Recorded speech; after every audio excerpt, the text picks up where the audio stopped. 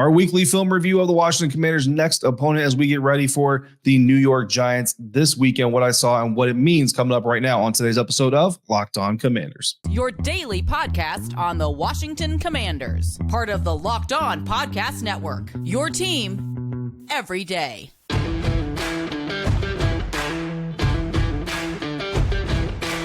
Welcome into this final preview episode of this weekend's Washington Commanders game. This is Locked On Commanders, your daily podcast covering the Washington Commanders, part of the Locked On Podcast Network, your team every day. And I thank you so much for making Locked On Commanders your first listen of the day every day. Don't forget that you can subscribe for free on YouTube or wherever you're getting your podcast. And you can continue this conversation with me by becoming a Locked On Commanders Insider. Join the Locked On Commanders Insiders program where you get news, the inside scoop, exclusive content delivered directly to your phone, plus one-on-one conversations with me via text. I'm always excited to welcome new insiders to the club, and I've always had great interactions with Commanders fans doing so. Join Locked On Commanders Insiders now and be in the know all the time. Just go to joinsubtext.com/LockedOnCommanders to sign up. I'm David Harrison, your host of this show, and on Twitter at DHarrison82, credential member of the media covering the Washington Commanders for CommanderCountry.com, a part of Sports Illustrated's FanNation. I'm here with you every Monday through Friday, along with our everydayers, and as always, appreciate your continued support for the program. Today's episode brought to you by Prize Picks, the easiest and most exciting way to play daily fantasy sports. Go to prizepicks.com/LockedOnNFL. Use the promo code Locked On NFL, in all lowercase, and your first deposit will be matched up to $100. On today's episode, I'm going to give you the three keys to Washington victory, a very nice and quick injury reports. But first, we're going to talk about tendencies, specifically what the New York Giants offense looks like with Tyrod Taylor at quarterback instead of Daniel Jones last week against the Buffalo Bills, and what it could mean for the Washington Commanders coming up. We're going to start with the first 15 plays of the game. Typically, we go back 2 weeks for a team to study, but Tyrod Taylor's only quarterbacked the New York Giants 1 week. So we only had the 1 week to study. And that, of course, was week 6 against the Buffalo Bills, a game that the New York Giants actually almost won and came away with. Played the Buffalo Bills very, very tough. Have to have a lot of, moral victories coming out of that. They're not going to celebrate. The coaches aren't going to celebrate, but certainly a lot of things that the New York Giants did to come out of that one. And in the first 15 plays, again, we like to start there because first 15, sometimes 20, but we know it's at least 15 plays are kind of scripted, and it kind of shows kind of the personality that the team wants to be. They kind of come out there trying to see, okay, are the things that we want to do going to work? And then we kind of go from there. There was a solid mix of one back and two back sets in the first 15 plays of the game against the Buffalo Bills. They had six carries, or six formations rather, come out with one back sets. Five times they came out with two back sets. So again, 11 times out of the first 15, either a one back or two back set, but a nice mixture of the two. They didn't really dominate one way or the other, but they did throw in some exotic formations with Tyrod Taylor in the mix in those first 15. We saw 32 personnel, so 3 running backs, 2 tight ends. That was really interesting. I don't think I've ever seen that formation before. And then we also saw 13 personnel mix in, 1 running back, 3 tight ends. So a little bit of a new wrinkle there for the New York Giants compared to what you usually expect to see from this team with Tyrod Taylor in there. The split between pass and run, you almost might expect them to go heavier on the runs than they do the passes. And they did go heavier by 1, but it was only a 1 run difference. 8 run plays, 7 passes called for Tyrod Taylor. So a pretty even split there. Again, and most teams are going to want to come out in that first 15 to 20 plays or so and be fairly balanced as they kind of see what's going to work and what's not going to work. 5 of those 7 passes, however, came on boots and short drops out of shotgun. And those short drops aren't necessarily a different look compared to what this offense likes to do with Daniel Jones. Neither are the boots, but they are unique in that they allow the quarterback less time to have to sit in the pocket. And of course, moving the pocket always helps the quarterback and struggling offensive lines. I feel like we're going to see more boots this week from the New York Giants because their offensive line is continuing to struggle, continuing to deal with a lot of injuries. Another Giants offensive lineman going on IR just this week. They only use play action 3 times, which is interesting to me because a lot of teams that struggle with the offensive line, struggle with pass protection, they like to use play action as another mechanism to try to give the quarterback a little bit more time, make that defense kind of hesitate for a beat before they come in on their pass rush. Only use 1 screen. So that's another mechanism that a lot of teams like to use that the Giants did not employ in the first 15 plays very often against the Buffalo Bills. 6 of their 8 runs during the first 15 plays against the Bills were through the B gaps on either side, 3 on each side, in fact, split split very evenly. So the New York Giants like to try to use those B-gap runs. Both toss plays that they had in the first 15 plays were to the strong side of the offense. So when you see the offense line up, if you're anticipating a pitch, is probably going to be to the strong side of that formation. And 9 times out of 15, they used motion to start the game. They had one trick play / funky formation. That was the 32 personnel that we talked about. 3 running backs lined up like evenly in line behind Tyrod Taylor. That was really interesting. So the total takeaways from those first 15 plays with Tyrod Taylor against the Buffalo Bills is it almost looks like an arena league offense. Honestly, it's kind of fun, but it's also kind of weird and just something that you almost don't see very often in the National Football League. And to be honest, if you're an NFL snob, right, if you kind of look at the NFL like the creme de la creme of professional football, it kind of is, it's a little offensive almost. It's kind of like, what are we really doing out here doing all this kind of crazy stuff? Certainly designed to cause a lot of confusion. They're going to challenge your eye and scheme discipline. And we saw the Chicago Bears do a lot of similar things, crossing routes, motion, misdirection, a lot of these things to try to get some easy gains when your defense breaks down and shows a lack of discipline. So slow developing runs from the Giants backfield do afford opportunities for linebackers and second level, third level defenders to disrupt. So it's going to be important for guys like Cody Barton, Jamin Davis, Cam Curl to get in there as quickly as possible. And then, of course, those rollouts and those short drops are designed to let Tyrod Taylor use his mobility to pressure coverage discipline and take advantage of underneath opportunities. Honestly, Tyrod Taylor living off his first and second reads primarily. A lot of times he doesn't even come off his first read. If he does, he quickly goes to his second, and then he quickly goes to running. Really, it looks like running is basically his third read. Sometimes it's his second read. The only sack of the first 15 plays for the Buffalo Bills defense came off a 7-step drop. And again, slow developing pass play, deeper routes, kind of shows you why the Giants don't really want to go there too often. So the first 15 plays, incredibly important because they set the tone for the game on the offensive side of the ball. So that's kind of what the New York Giants did in their 1 week with Tyrod Taylor as the starting quarterback. But the red zone is really where the games get won and lost. So we'll take a look at the Giants in the red zone with Tyrod Taylor coming up next on today's episode of Locked On Commanders, part of the Locked On Podcast Network, your team every day. Locked On Commanders brought to you by Jace Medical. Everyone should be empowered to care for themselves and their loved ones during the unexpected. That's why Jace Medical offers the Jace Case. The Jace Case is a personalized emergency medication kit that contains 5 essential antibiotics that treat the most common and deadly bacterial infections. And you can customize your case and add additional life-saving medications based on your unique needs. Jace Medical makes sure you have the medication in hand that you need and is continually working to expand their medication offerings. In those recent efforts, they've added ivermectin as an option for those who need anti-parasitic medication for conditions like scabies and lice. You can even buy a gift card for family or other loved ones so they can get a Jace case of their own. I take my Jace case with me on every road trip, so it'll be with me at MetLife Stadium, or at least it'll be in the hotel when I drive up to MetLife Stadium this weekend, because if I'm out on a trip and I need some sort of one of these medications and I don't have time to go see an emergency doctor or urgent care or anything else like that, I like to have that Jace case with me when I need it. Go to jacemedical.com, enter the promo code Locked On, and check out for a $20 discount on your order. That's promo code Locked On at jasemedical.com. Today's episode of Locked On Commanders is also brought to you by FanDuel. Snap in action this NFL season with FanDuel, America's #1 sportsbook. Right now, new customers get $200 in bonus bets guaranteed when you place a $5 bet. That's $200 in bonus bets, win or lose.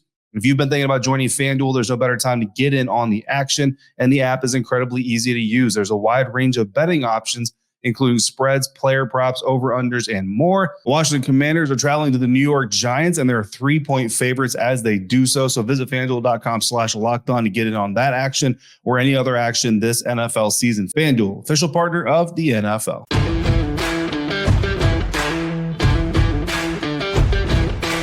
Thanks again for making Locked On Commanders your first listen or view today and every day. Every dayers football season is here, and Locked On is kicking up our coverage with Locked On NFL Kickoff Live every Friday. Locked On will go live at 2 p.m. Eastern on every Locked On NFL YouTube channel, and your hosts, Tanitra Batiste, Jarvis Davis, and Kyle Krabs, are going to break down every game on the NFL schedule to get you ready for your team's game, your fantasy matchups, your daily fantasy matchups, your betting angles, all of it, plus in-depth local analysis from our stable of hosts across the country who know these teams better than anybody else. Find Locked On NFL Kickoff Live every Friday at 2 p.m. Eastern on any Locked On NFL YouTube channel. We talked about the Giants and their first 15 with Tyrod Taylor. And, I'm being a little bit presumptuous here. I'm trusting Patricia Train of Locked On Giants. I'm trusting pretty much everything that everybody else is saying, that Tyrod Taylor is going to be the starting quarterback this weekend against the Washington Commanders, not Daniel Jones. So I'm being a little bit presumptuous. Daniel Jones is officially questionable, but I'm going with a Tyrod Taylor study here just in case that is who we see. Look, if it's Daniel Jones, unless you're joining the Commanders fandom this year, you've seen a lot of Daniel Jones against the Washington Commanders. So hopefully this doesn't come back to bite us in the butt and we're preparing for someone we're not going to see. But Giants red zone against the Buffalo Bills, week 6, 4 times the Giants got into the Buffalo Bills red zone, and they came away with 6 points on 2 field goals. Not good at all. 18 total red zone plays run by the New York Giants against the Buffalo Bills. 11 of them were passes. 7 of them were runs. 11 of those came from 1-back sets. 7 of those came from 2-back sets. So again, a little bit of a more 1-back set heavy type of approach once it got into the red zone with Tyrod Taylor. 5 multiple tight end sets, so they're looking to give him extra protection and extra running lanes for the running backs. 4 of the passes that they did throw came from shotgun with short drops, which is pretty typical of the Giants offense. 9 passes total from shotgun, and there was an even mix of the runs between the B gap, A gap, and toss plays. 9 times they used motion, 3 times they used play action. So what do those tendencies say about the red zone Giants offense with Tyrod Taylor playing quarterback? Well, again, more 1-back sets in the red zone than outside the red zone. And really, to me, that looks like they just kind of want to give Tyrod Taylor maybe some more options, some more weapons out there. And if they're running the ball, spread them out with more receivers on the field, more tight ends split out and all that stuff to give the running backs a little bit more room to operate. However, they also use multiple tight end sets in the red zone to force second and third level defenders to help fill run gaps on runs, so run fits on run plays, because extra blockers creates more gaps for running backs to try to run through.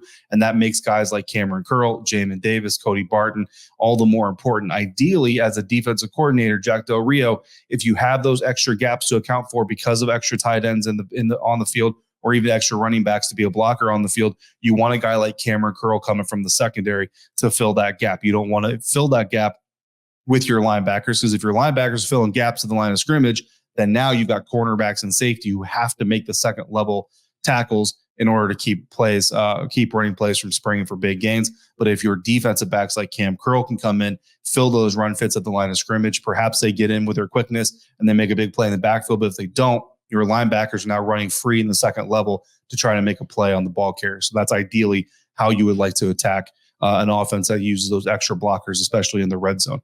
Tyrod Taylor, again, as a quarterback, very limited in his progression, a little bit sloppy in his mechanics. Oftentimes he goes no further than his second read, if he even gets to a second read, before trying to force a throw or run the ball. So his mechanics looked really shaky against the Buffalo Bills. He kind of looked like a veteran quarterback that really hasn't done it against live action in a really long time.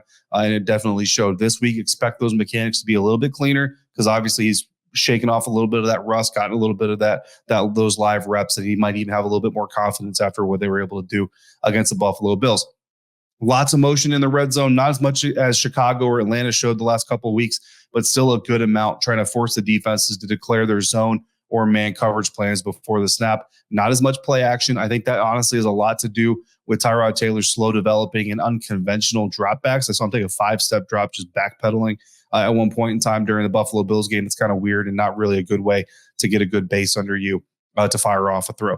Now, what are the differences here between the Giants when they have Daniel Jones and the Giants when they don't have Daniel Jones? Well, for starters, you saw fewer 1-back sets with Tyrod Taylor than with Daniel Jones. Multiple times they kept more people in to block for Tyrod Taylor. I think part of that is the blocking issues they've been having all season, but also part of that is maybe a little bit of trust, a little bit of lack of trust in Tyrod Taylor's quick processing ability compared to Daniel Jones, partially from comfortability in running the offense in real time, and partially because the ability level is just that much different.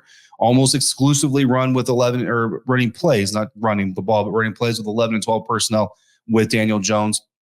96% of the time in the red zone, but mixed in at least 5 other personnel groupings with Tyrod Taylor in week 6, forcing defenses into defending unscouted looks, trying to take advantage of the fact that they don't have that tape to study beforehand. More shotgun usage with Tyrod Taylor in the red zone compared to Daniel Jones, and more motion and play action as well Short drops, rollouts, and screen usage, however, were used about the same, not as much as you might expect, but still used a little bit during those portions. So that's what we saw in the first 15. It's what we saw in the red zone. Those are going to be used to develop our keys to victory. I've got 3 of those. 2 are going to come up in the next segment, but I'm going to give you 1 here in this segment before we break out. And that first key to victory: stay scheme disciplined against unscouted looks. Backup quarterbacks present a challenge because this is a guy that you don't see a lot. This is a guy you don't see this offense run through a lot. And when you have those situations, you can run into a situation where you don't have the best intel, where you don't have all the information necessarily what this quarterback and what this offense is going to do with this quarterback in the game. So weird formations, crossing patterns, crossing blockers at the line of scrimmage, behind the line of scrimmage. The New York Giants try to use a lot of these mechanisms against the Buffalo Bills to give Tyrod Taylor a little bit of a heads up. Now, the Washington Commanders feel like they're using man coverage on defense a little bit more than they usually do these past few weeks. But really, when you look at the season totals, the Commanders defense is only seeing a 2% increase in man coverage calls. So really not that great of an increase. But still, I would recommend the Washington Commanders stay in zone for most of the game, challenge Tyrod Taylor's eyes and reactions while staying disciplined in your zones to keep from making mistakes that lead to easy, explosive plays like we saw against the Chicago Bears, and like, honestly, they were potentially there for the Atlanta Falcons. Tyrod Taylor certainly looked rusty in his first game action coming in for Daniel Jones, but if he's in this game, which we expect him to be, that's going to be one more game, and he's going to be feeling a little bit more comfortable, and I don't think he'll make all the same mistakes that he made against the Buffalo Bills. So this Washington Commanders defense definitely needs to be able to play with some discipline in order to keep Tyrod from making a lot of big plays against them, easy plays, because of lack of discipline in their pass coverage. I got 2 more keys. That's coming up next on today's episode of Locked On Commanders, part of the Locked On Podcast Network, your team every day. In today's episode of Locked On Commanders, brought to you by Prize Picks. Prize Picks is the largest independently owned daily fantasy sports platform in North America. Prize Picks is the easiest and most exciting way to play daily fantasy sports because it's just you against the numbers. Instead of battling thousands of other players, including pros and sharks, you pick more than or less than on 2 to 6 player stat projections and watch the winnings roll in. Prize Picks is really simple to play. I can make my picks in less than 60 seconds. And from there, you just monitor your picks, and it really adds another layer to your football watching experience. On Thursday Night Football, the Saints didn't only let them and their fans down, they let me down as well, because I had Shaheed and Taysom Hill to go more than certain stat projections. They did not deliver. Meanwhile, Jacksonville Jaguars running back Travis Etienne did deliver for me. So at least Travis Etienne came through for me on Thursday night. Go to prizepicks.com/LockedOnNFL. Use the promo code LockedOnNFL in all lowercase for a first deposit match up to $100. That's prizepicks.com/LockedOnNFL, promo code LockedOnNFL. Prize Picks, daily fantasy sports made easy. Today's episode of Locked On Commanders is also brought to you by DoorDash. Get 50% off up to a $10 value when you spend $15 or more on your first order when you download the DoorDash app and enter the promo code LOCKED23. Did the game go to timeout? Time to order in with DoorDash. Did it go to halftime? That's ordering time. 2-minute warning, you got it. That's your cue for ordering in. Whenever the game clock stops, that's time to order in with DoorDash. Time to pull out your Lucky Charm jersey and order your favorite apps and snacks on DoorDash because it's football season again. Why root for your team on an empty stomach? Order on DoorDash and save on football watch party favorites. Order pizza, wings, sodas, burgers, and even just buns. If you just forgot the buns and that's all you need, DoorDash will get it and get it all delivered without missing the game. Kick back at kickoff with unbeatable deals on everything you need to watch the party or for your watch party or your tailgate, or get prepared before game day. Stock up on your favorite appetizers and order all your tailgate gear on DoorDash. Then get ready to watch your team win. That's 50% off up to a $10 value when you spend $15 or more on your first order when you download the DoorDash app and enter the promo code LOCK23. Don't forget to use the promo code LOCK23 for 50% off up to $10 on your first order when you download the DoorDash app and spend $15 or more. Subject to change. Terms apply.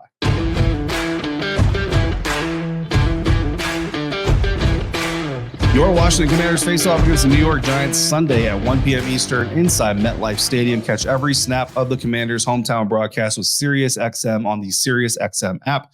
Just search Commanders, and while you're there, you just might hear a familiar voice during the game. We've gone over the tendencies, but over our first key to victory. Now let's hit our last 2 keys of victory, injury reports, and I'll give you my game prediction. Key number 2, minimize the Giants quarterback rushing damage. And honestly, this applies whether it's Daniel Jones or Tyrod Taylor. Since 2020, Giants quarterbacks have rushed the ball 4 or more times in 5 of the 6 games that they have played against each other. Those carries have turned into 50 yards or more 4 times of the 6 and have accounted for 3 or more first downs 3 of the times. They've only scored 1 touchdown, but those drive extending plays are killers in the long run. The majority of these quarterback rush first downs are coming in the first and second quarters, helping New York set the tone for what they're trying to do early on in games. So that's key number 2, minimize quarterback rushing damage, no matter who the quarterback is. Number 3, quarterback consistency from Sam Howell. Sam Howell's QBR has been rising for 3 games straight, but his full game performances have been very up and down. First half passing yards in the last 4 games,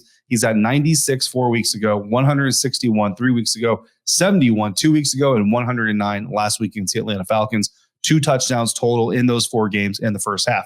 Second half passing yards in his last 4 games, 124 4 weeks ago, 74 3 weeks ago, 121 2 weeks ago, 33 last week against the Atlanta Falcons. Again, another 2 touchdowns. So the 2 touchdowns have been consistent. He's thrown 4 touchdowns in the last 4 games, 2 in the first half, 2 in the second half, but up and down, 96, 161, 71, 109, and then the second half, 124, 74, 121, 33. Sam Howell's not put together a consistently solid first and second half in the last 4 weeks minimum.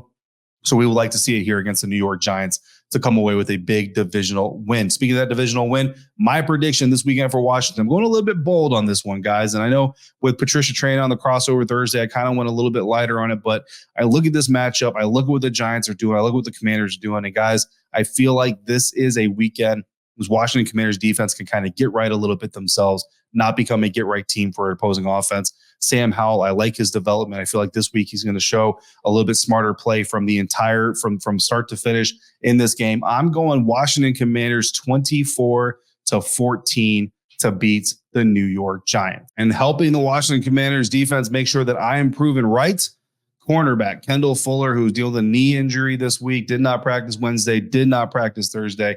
He has been cleared. He will be available for the Commanders on Sunday against the Giants. So will Chris Rodriguez Jr., who was dealing with illnesses the last couple of weeks, but he had a personal issue to deal with this last week. He will also be available. The Washington Commanders, clean bill of health. If you're on the active roster, you are healthy and you are available, and that is an amazing thing to have week 7 going into a division rival's home. For the opposing New York Giants, they are not quite as healthy or lucky. Matt Pert, offensive tackle, John Michael Schmitz, center, and Andrew Thomas, offensive tackle, all out for this game. Offensive tackle Evan Neal is questionable, did not practice Friday, did not practice Wednesday, limited participant on Thursday. This is a rookie offensive tackle. He needs all the reps he can get. He's got an ankle injury. He's questionable for the game. I'm not sure he's going to go.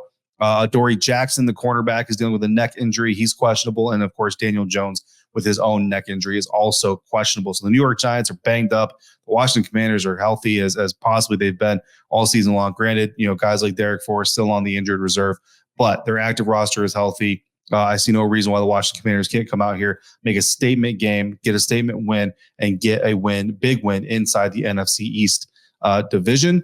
24-14 is my prediction, guys. Coming up, I will be live from MetLife Stadium following the Washington Commanders win over the New York Giants. So make sure you come back and join me for that. Subscribe, turn on those notifications so you get told when that live fires up. In the meantime, if you've got questions or comments, throw them in the YouTube comments, hit me on Twitter, or become a Locked On Commanders insider and text me directly by going to joinsubtext.com/LockedOnCommanders. As always, thank you so much for making Locked On Commanders your first listen of the day every day.